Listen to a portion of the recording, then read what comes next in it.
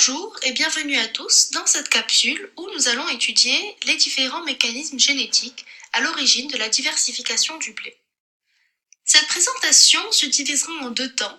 Tout d'abord, nous allons étudier l'évolution des différentes espèces de blé. Et puis, nous allons nous pencher sur les deux mécanismes principaux qui permettent cette évolution, qui sont la polyploïdisation et l'hybridation. Aujourd'hui dans le monde, 3 espèces de blé sont actuellement cultivées.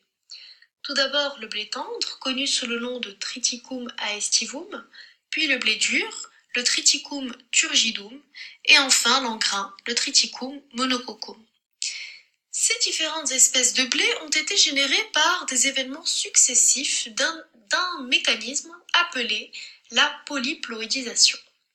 Ce mécanisme va intervenir après des croisements interspécifiques entre 3 espèces ancestrales diploïdes issues d'un autre mécanisme appelé hybridation. À présent, si nous nous penchons sur l'évolution des différentes espèces de blé au cours des générations, nous remarquons que le premier événement impliquant l'espèce Triticum monococcum et l'espèce Aegilops peltoide a eu lieu il y a environ 5000 ans et a conduit à l'apparition du blé dur tétraploïde, le Triticum turgidum.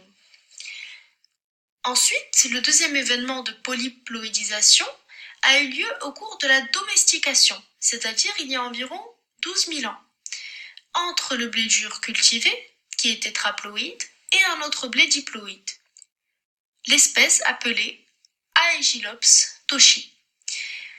Ensemble, ils ont donné le Triticum aestivum, qui est le blé tendre actuellement panifiable. À présent, si nous comparons les différents karyotypes des espèces étudiées précédemment, nous pouvons constater que le karyotype du Triticum monococcum présente toutes les caractéristiques d'un karyotype classique d'une espèce diploïde. En revanche, chez le blé dur et le blé tendre, on remarque que les karyotypes présentent une originalité. En effet, celui du blé dur montre 2 groupes de 7 chromosomes désignés par la lettre A et B. Dans chaque groupe, chaque chromosome est représenté en 2 exemplaires, ce qui est tout à fait habituel. Ce sont des chromosomes homologues. Le karyotype du blé tendre montre, outre les 2 groupes de chromosomes A et B, un 3e groupe de 7 chromosomes, les D.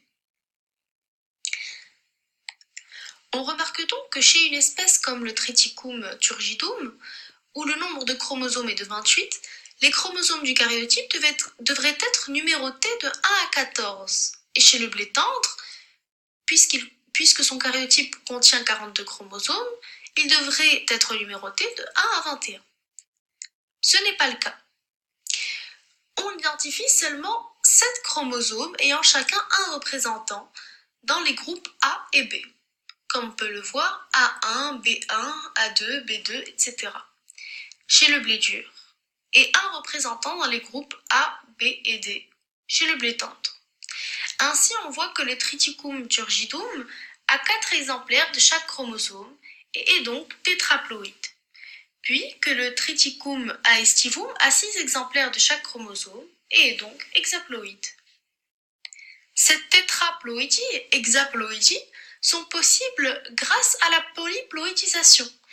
La polyploïdie est le fait pour un organisme de posséder plus de 2 jeux de chromosomes.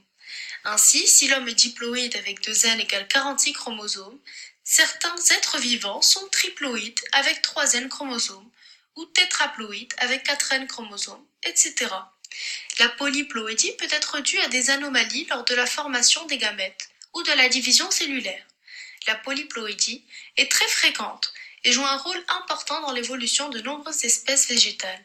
Elle constitue un mécanisme de diversification et de création de variabilité génétique. La polyploïdisation peut se produire au cours de la méiose. Les chromosomes d'une même paire se séparent en 2 lots identiques durant la première division méiotique.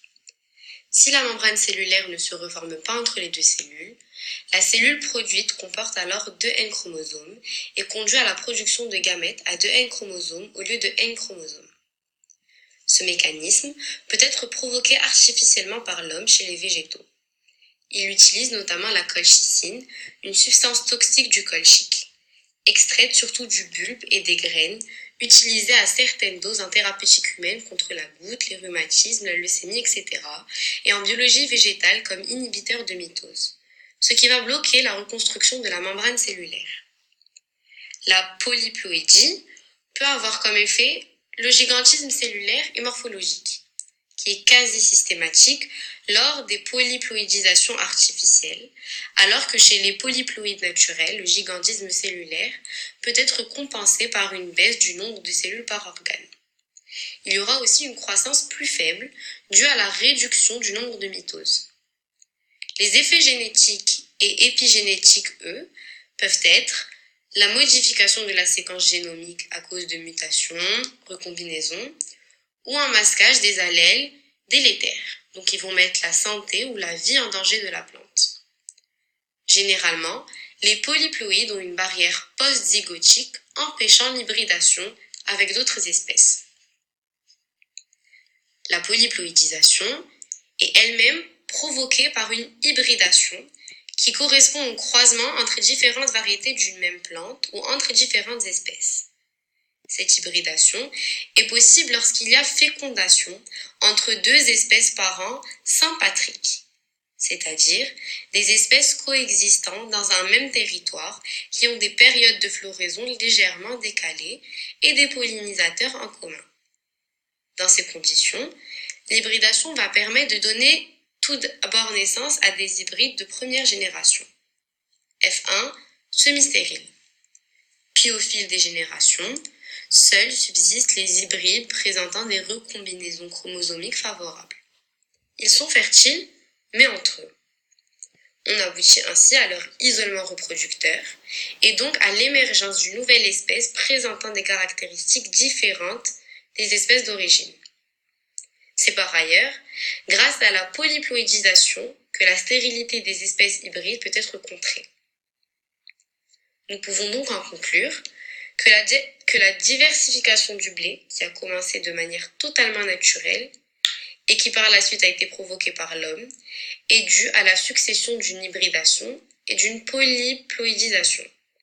Le matériel génétique du blé est alors modifié, ce qui va impacter ses caractéristiques et va pousser à obtenir un blé qui aura une montée plus rapide à floraison, un ratio graine-paille qui augmente, un cycle qui tend à se raccourcir, une stature qui va diminuer et enfin un rendement qui croît de façon spectaculaire.